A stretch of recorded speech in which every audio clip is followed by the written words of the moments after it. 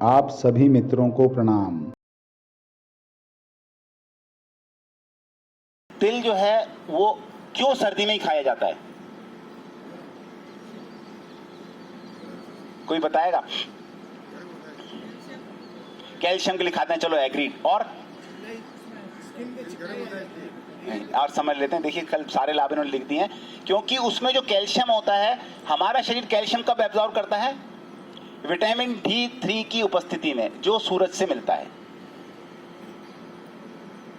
सूरज जी की जो रोशनी होती है, प्रभु नारायण सूर्य नारायण की, उससे हमें विटामिन D3 मिलता है, और वो हमारी बॉडी में होता है तो ही हमारी हड्डियां कैल्शियम एब्जॉर्ब करती हैं। कहते हैं ना, मटर में, गेहूं में और चने में अगर ठंड ना पड़े तो ताकत नहीं आती है। किसी ने सुना है कि ताकत आने के लिए ओस पड़नी चाहिए और तेज ठंड पड़नी चाहिए? अगर किसी को पता हो, थोड़ा सा भी नॉलेज हो इसका, तो तेज ठंड पड़ती है तो मटर में दाना मजबूत हो जाता है, चने में कैल्शियम की मात्रा बढ़ जाती है, और आपका क्या कहते हैं, गेहूं में भी जो है ताकत आ जाती है। तो क्यों आती है? वो कैल्शियम जैसे तत्व जमीन से एब्जॉर्ब कर लेती है इस दौरान।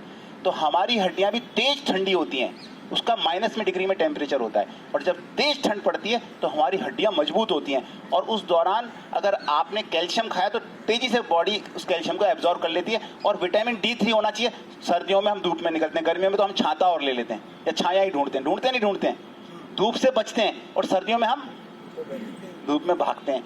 तो विटामिन D3 मिलता है, इधर से कैल्शियम जाता है तेजी से, और बॉडी इसको एब्जॉर्ब कर लेती है। प्रकृति ने इतनी सुंदर व्यवस्था की, लेकिन हमने कभी इस और सोचा ही नहीं। कभी हमने किसी ने सोचा ऐसा क्यों है, ये प्रकृति ने क्या व्यवस्था कर रखी है सारी? ये सब व्यवस्था इस प्रकृति की ऑटोमेटिकली है।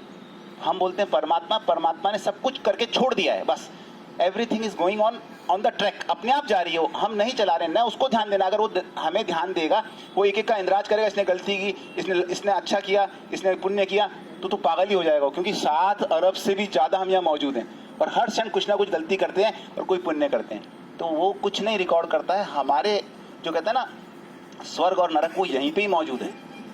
हमें करते हैं और अगले ही पल उसको काटते हैं, जैसा बोते हैं वैसा काटते हैं। हमारे साथ सब यहीं घट रहा है, हम समझ नहीं पा रहे हैं, बस और कुछ नहीं हो रहा है।